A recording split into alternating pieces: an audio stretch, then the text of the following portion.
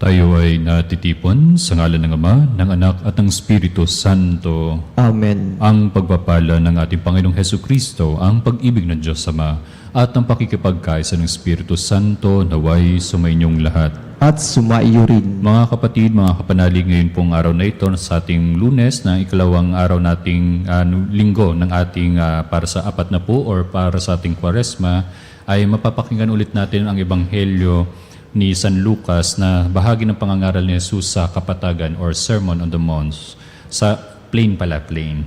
Sa konteksto na ito, ituturo ni Jesus sa mga tao ang tungkol sa pagmamahal kahit sa mga tinuturing natin ng mga kaaway. Ang dapat nating tugon sa mga taong nagkakasala at umuusga sa atin ay hindi tayo dapat gumawa ng masama din sa kanila, bagkos ay palagi ang kabutihan lamang.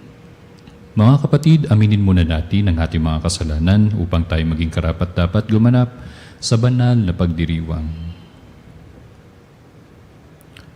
Sinugong tagapagligtas sa mga nagsisisi, Panginoon, kaawaan mo kami. Panginoon, kaawaan mo kami. Dumating na ang tagapag-anyaya, mga makasalanay magsisi, Kristo, kaawaan mo kami. Kristo, kaawaan mo kami. Nakaluklok ka sa kanan ng Diyos Ama para ipamagitan kami. Panginoon, kaawaan mo kami. Panginoon, kaawaan mo kami. Kaawaan nawa tayo ng makapangyarihang Diyos, patawarin tayo sa ating mga kasalanan at patnubayan tayo sa buhay na walang hanggan. Amen. Manalangin tayo. Ama naming makapangyarihan, iniutos mong magtiis kami ng kusang pagpapakasakit upang kagalingan ay aming makamit. Loobin mong kami ay makapagpigil sa pagkakasala upang ang kalooban namin makaganap sa iyong mga utos. Sa pamamagitan ni Jesucristo, kasama ng Espiritu Santo, magpasawalang hanggan. Amen. Pagbasa mula sa aklat ni Propeta Daniel. Panginoon, dakila't makapangyarihang Diyos, na laging tapat, sumuibig sa iyo, at sumusunod sa iyong mga utos. Nagkasala po kami, nagpakasama kami at sumuway sa iyong mga tuntunin at kautusan. Hindi kami nakinig sa iyong mga propeta, na nagpahayag sa aming mga hari, tagapamuno, magulang, at sa buong bayan. Panginoon, Ikaw ay laging nasa matuwid, at kami ay laging nasa kasamaan, tulad ngayon. Ang buong Huda at Jerusalem, ang buong Israel, ang lahat, pati mga itinapon mo sa iba't ibang dako, dahil sa kataksilan sa iyo. Kami po, ang aming mga hari, pinuno, at ang aming mga magulang, ay laging nagkakasala sa iyo.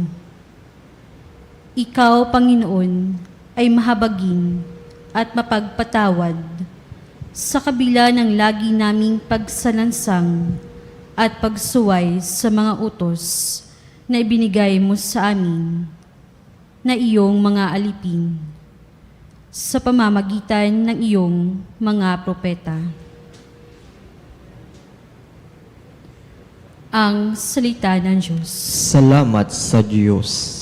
Panginoon, aming hiling, patawad sa sala namin. Panginoon, aming hiling, patawad sa sala namin. Huwag mong parusahan kaming mga anak sa pagkakasala ng aming magulang. Ikaw ay mahabag sa mga lingkod mong pag-asay pumanaw. Panginoon, aming hiling, patawad sa sala namin. Mahabag ka sana, kami ay tulungan. Panginoon Diyos na tagapagligtas.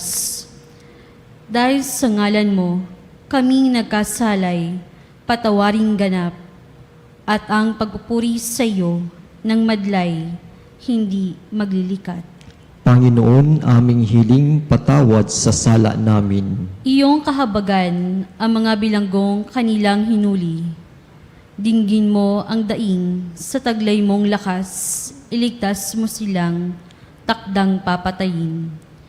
Kaming iyong lingkod mo kaming parang mga tupa sa iyong pastulan. Magpupuring lagit, magpapasalamat sa iyong pangalan. Panginoon, aming hiling patawad sa sala namin. Wika mo'y aming diringgin, wika mo'y aming susundin, wika mo'y aming tutupin, wika mo'y aming diringgin, wika mo'y aming susundin, wika mo'y aming tutupin.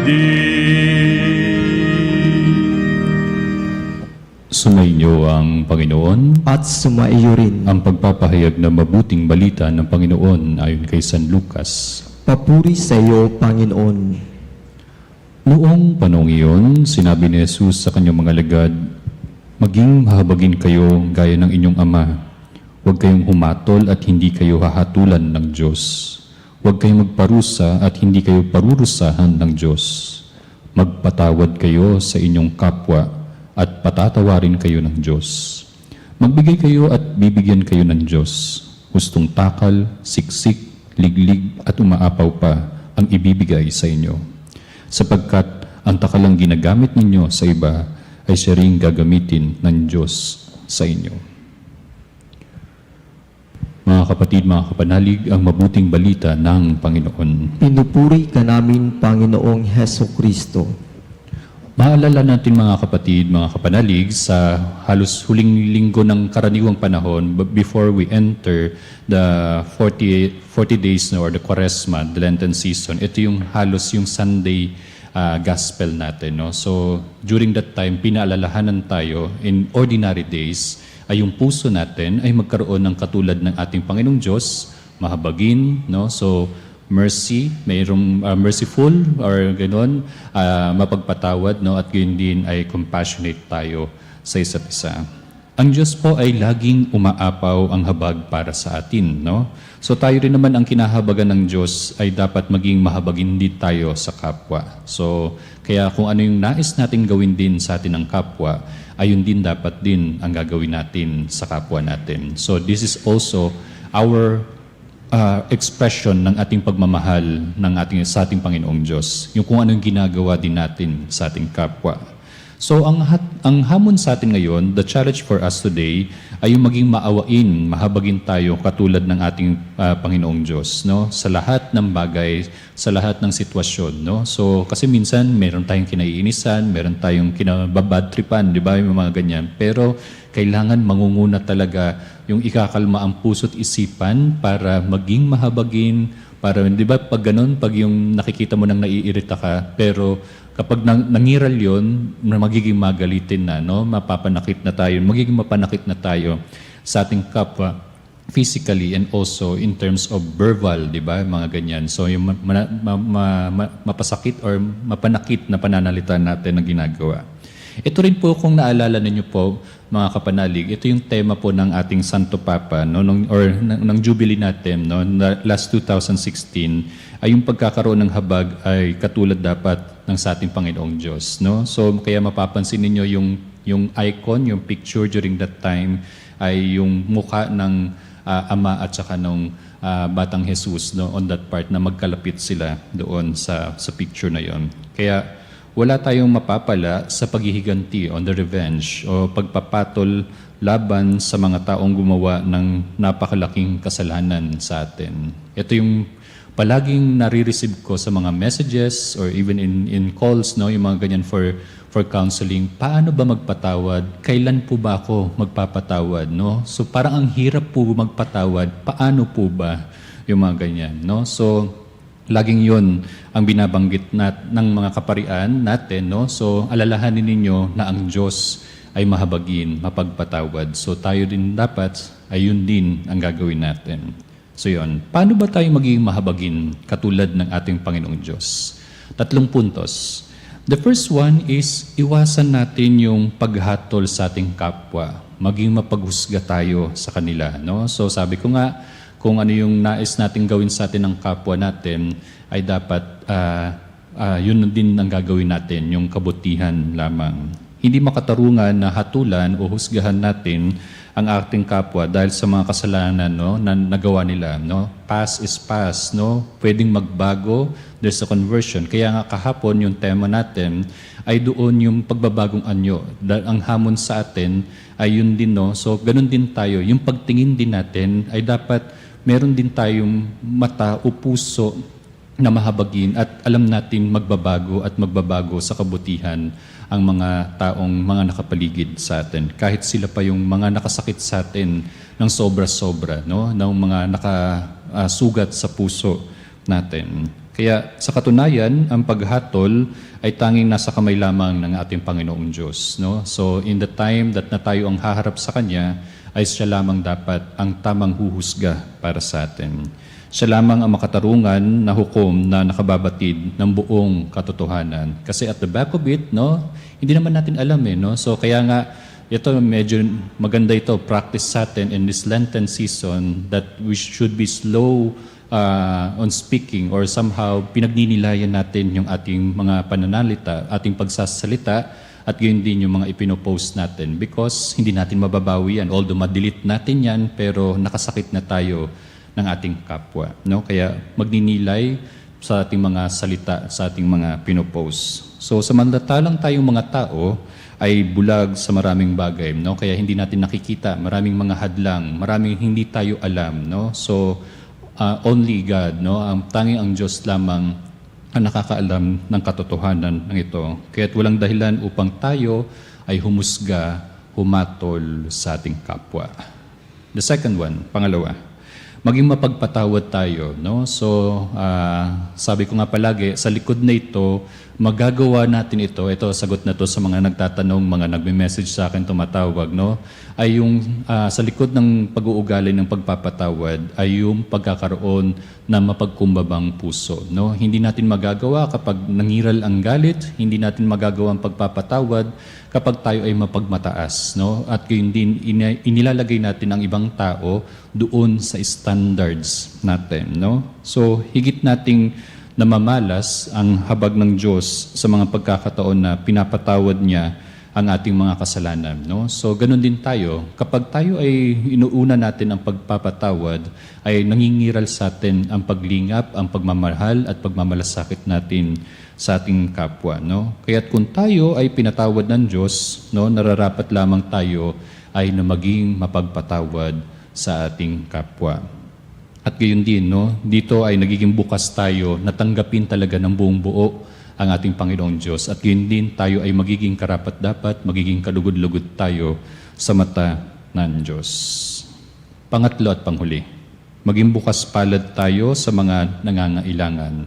So hindi lamang sa ating pag-uugali, no, na nabanggit natin ng una, yung maging mapagpatawad at gayon din ay huwag tayong hahatol sa ating kapwa. Bagkos our expression, sabi ko nga ng ating pagmamahal, ay maging matulungin tayo sa lahat ng bagay, no? So nakikita, no, in many aspects, no? So physical, no, at hindi lamang to pakitang tao, bagkos there is a sincerity, taus-puso na ginagawa ito. Katulad ng ehemplo na ipinapakita sa atin ng ating Panginoong Diyos while He's doing His ministry nung sa panahon niya.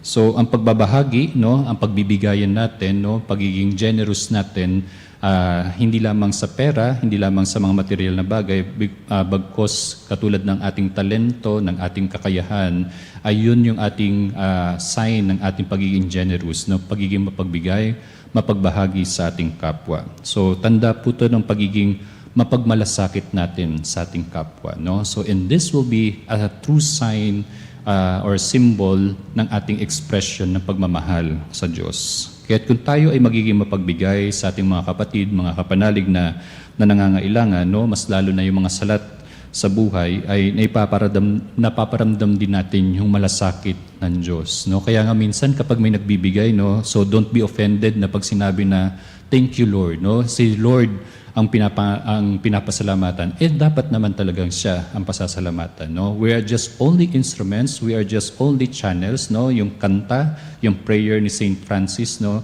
Na tayo ay gawin na instrumento sa pagmamalasakit, sa pagbibigay, at gayon din sa pagmamahal ng bayan ng ating Panginoong Diyos. So ang pagmamalasakit na ng Diyos ay tanda ng kanyang habag sa atin. Kaya tanungin natin yung ating sarili, para sa pagninilay pa sa araw na ito at sa ating mga darating pang araw sa loob ng Kwaresma, na paano natin may paparamdam ang habag, ang pagmamalasakit, ang pagmamahal ng Diyos sa ating kapwa. Kaya mga kapatid, mga kapanalig, ngayon pong panahon ng Kwaresma, upang mas malalim pa nating kilalanin ang Diyos sa kanyang buong pagmamahal sa kabila ng lahat ng ating pagkakasala at pagkukulang sa buhay, ay tayo ay gumawa rin, no, na makabuluhan sa araw na ito. At hindi lamang sa araw na ito at sa panahon ng Kwaresma, bagkos sa araw-araw ng ating pamumuhay dito sa mundong ibabaw. At gayon din ay nawa ay sumunod tayo sa kanyang halimbawa sa ating Panginoong Hesukristo na maging mahabagin, lalong-lalo na sa mga nagkasala sa atin.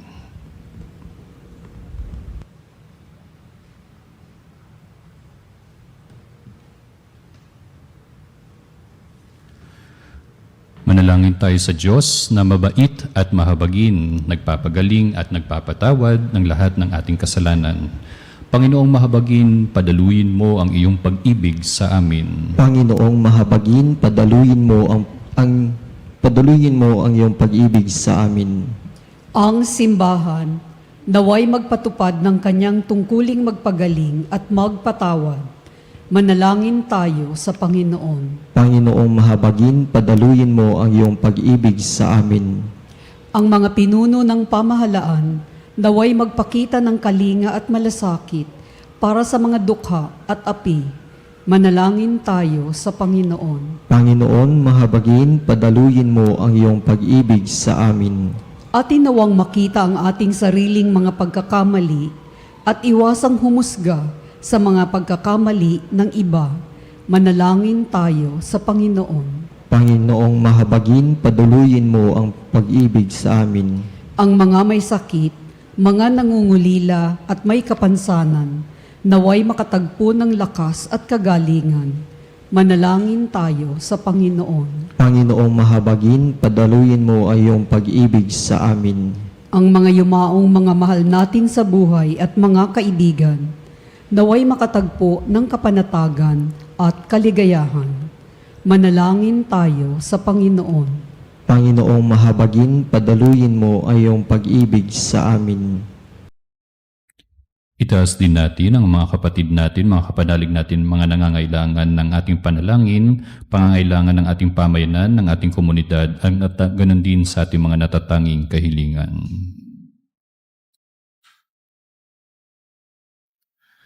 Mawing Ama, ang mga panalangin at kahilingang idinudulog namin sa iyo ay nagpapahayag ng aming mga pangangailangan at pag-asa.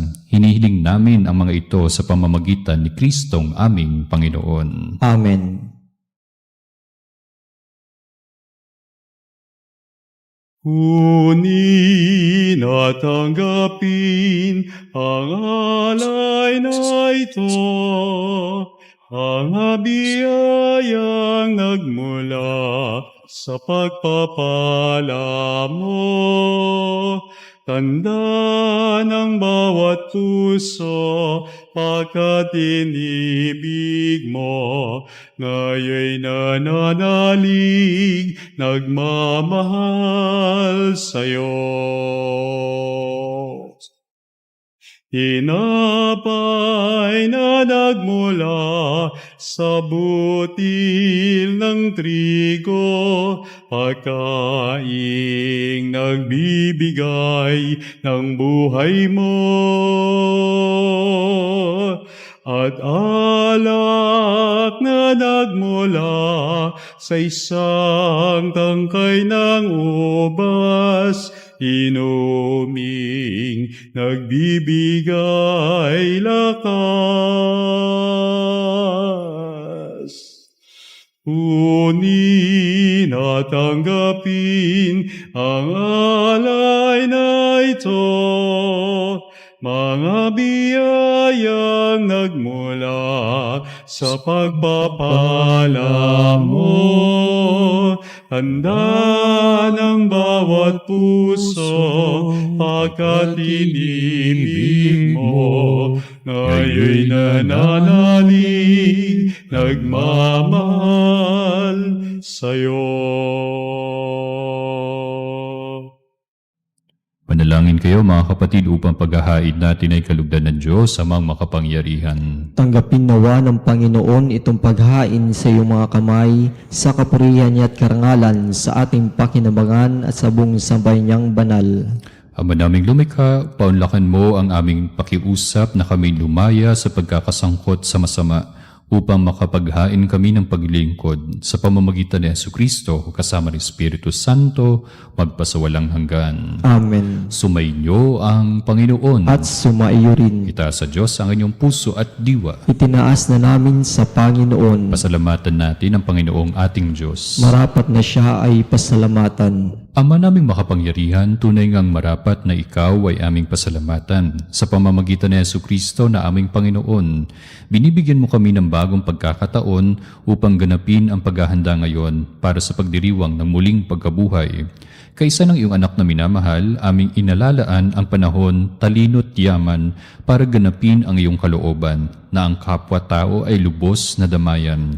Sa pagdiriwang namin sa aming pagsilang bilang mga kaanib ng iyong sambayanan, kami iyong pinagkakamit ng katayuang ganap sa pagtatangkilik. Kaya kaysa na mga anghel na nagsisiawit ng papuri sa iyo nang walang humpay sa kalangitan, kami nabubunyi sa iyong kadakilaan.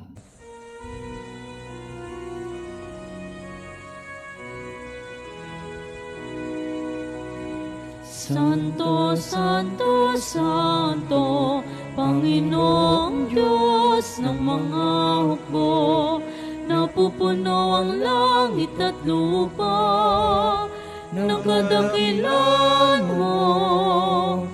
Hosana, Hosana sa kaitaasan, pinagpalang na paririto sa ngalan ng Panginoon. Hosana, Hosana sa kaitaasan.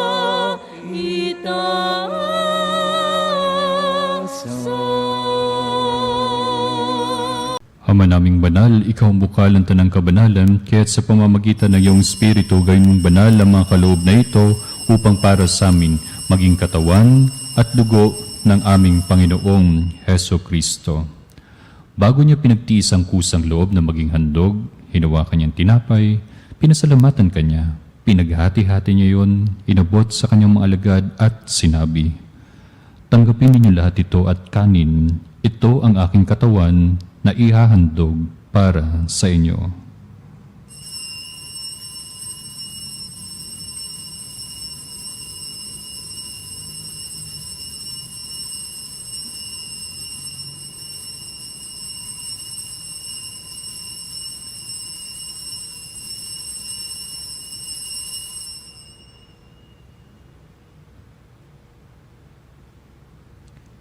Ngayon din nang matapos ang hapunan, hinawakan niya ang kalis. Muli kanyang pinasalamatan. Inabot niya ang kalis sa kanyang mga alagad at sinabi, "Tanggapin ninyo lahat ito at inumin. Ito ang kalis ng aking dugo, ng bago at walang hanggang tipan.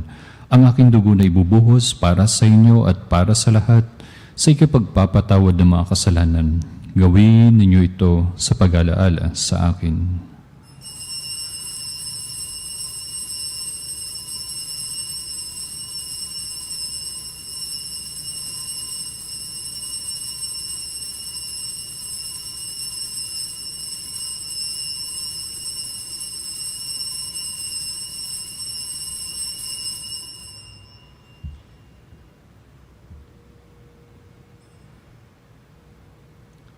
Ipagbunyi natin ang misteryo ng pananampalataya.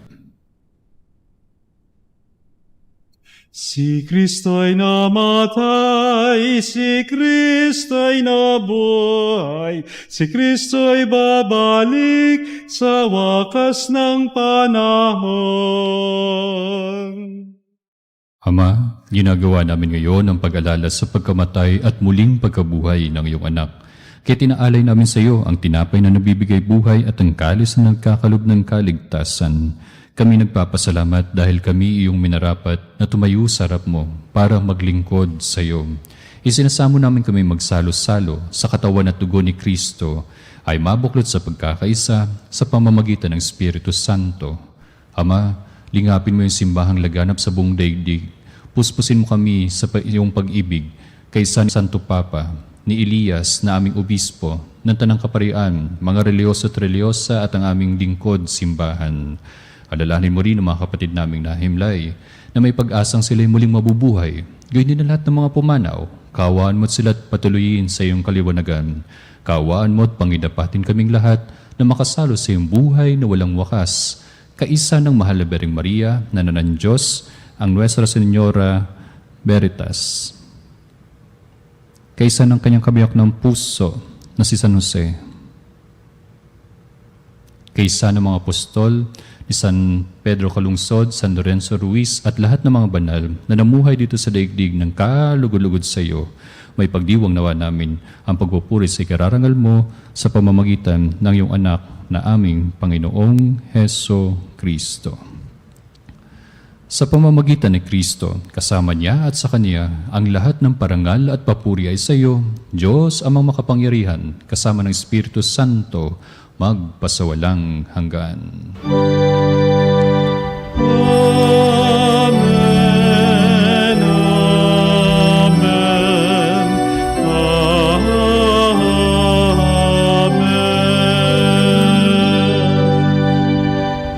Sa tagubili naman nakagagaling na utos sa turo ni Jesus na Panginoon natin at Diyos, ipahayag natin ng lakas loob.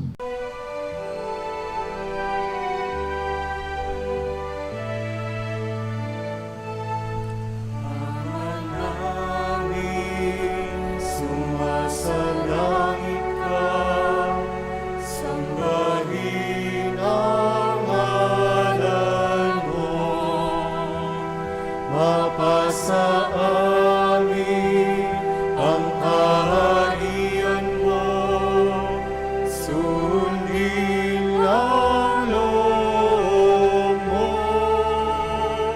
Dito sa lupa para ng sa langit, bigyan mo po kami ngayon ng aming kakanin sa araw-araw at paglawarin mo kami sa aming mga sala para ng pagpapatawad namin sa nagkakasala sa amin. At huwag mo kaming ipahintulot sa gusto, at iadya mo kami sa lahat ng masama. Hinihiling namin kami adya sa lahat ng masama, pagkaluban ng kapayapaan araw-araw, iligtas sa kasalanan at ilayo sa lahat ng kapahamakan, samantalang aming pinananabikan ang dakilang araw ng pagpapahayag ng tagapagligtas naming si Hesu Kristo. Sapagkat iyo ang kaharian at ang kapangyarihan at ang kapurihan magpakailanman. Amen. Panginoong Hesu Kristo, sinabi mo sa iyong mga apostol, kapayapaan ang iniiwan ko sa inyo, ang aking kapayapaan ang binibigay ko sa inyo. Tunghayan mo ang aming pananampalataya at huwag aming paulit-ulit na pagkakasala. Pagkalooban mo kami ng kapayapaan at pagkakaisa, ayon sa iyong kalooban, kasama ng Espiritu Santo, magpasawalang hanggan. Amen. Ang kapayapaan ng Panginoon ay laging sumainyo. at sumaiyo rin. Nang may kababaang loob, magbigayan tayo ng tanda ng pagmamahal, kahabagan at kapayapaan sa bawat isa. Peace be with you, mga kapanalig. Kordero ng Diyos na nag-aalis ng mga kasalanan ng sanlibutan, maawa ka sa amin. Kordero ng Diyos na nag-aalis ng mga kasalanan ng sanlibutan, maawa ka sa amin. Kordero ng Diyos na nag-aalis ng mga kasalanan ng sanlibutan, ipagkaloob sa amin ang kapayapaan.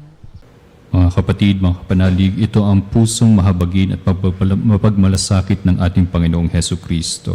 Ito ang kordero ng Diyos. Ito nag-aalis ng mga kasalanan ng sanlibutan. Mapalad ang mangyayahan sa kanyang banal na piging. Panginoon, hindi ako karapat-dapat na magpatuloy sa iyo, ngunit sa isang salita mo lamang ay gagaling na ako. Ipagsanggalang nawa tayo ng katawan at dugo ni Kristo para sa buhay na walang hanggan. Amen.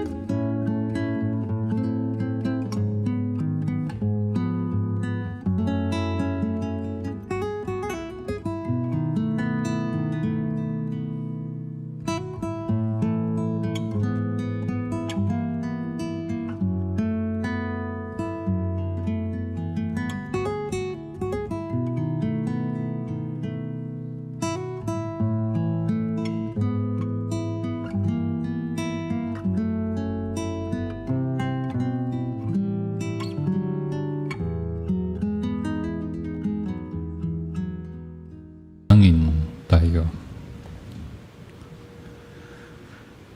Ama naming mapagmahal, ang aming pakikinabang ay siya nawang magdulot ng kapatawaran sa aming mga kasalanan upang kami makasalo sa ligaya sa kalangitan sa pamamagitan ni Jesucristo kasama ng Espiritu Santo magpasawalang hanggan. Amen. Panalangin para sa mga may sakit nating mga kapanalig, mga kapatid. Panginoon naming mapagmahal at mahapagin, lumalapit po kami sa iyo ng may buong pananampalataya. Idinadalangin ang mga may karamdaman. Ipinagkakatiwala namin sa iyo ang kanilang katawan, isip at kaluluwa. Naway ipagkaloob mo sa kanila ang kagalingan at kalakasan. Hipuin mo sila ng iyong mapagpalang kamay, O Diyos, at tanggalin ang anumang sakit at paghihirap na kanilang dinaranas. Palakasin mo ang kanilang loob upang harapin ang pagsubok na ito na may pagtitiwala sa iyong banal na kalooban. Bigyan mo rin po ng lakas at karunungan ang mga doktor, nurse at lahat ng mga nag-aalaga sa kanila upang maging instrumento ng iyong paggaling. Pagpalain mo ang kanilang mga pamilya upang manatiling matatag at puno ng pag-asa. Panginoon, naniniwala kami na ikaw ang dakilang manggagamot. Wala pong imposible sa iyo. Sa iyong awa at habag, alam naming may kagalingan at kapayapaan para sa lahat ng nananalig sa iyo. Ito ang aming dalangin sa pangalan ng iyong anak na si Jesucristo kasama ng Espiritu Santo magpasawalang hanggan. Amen. Sumainyo ang Panginoon At sumaiyo rin. at pagpalain kayo ng makapangyarihang Diyos, Ama, Anak at ng Espiritu Santo. Amen. Nayayain na natin ang banal na misa. Humayo kayo sa payapa katulad ni Kristo. Salamat sa Diyos.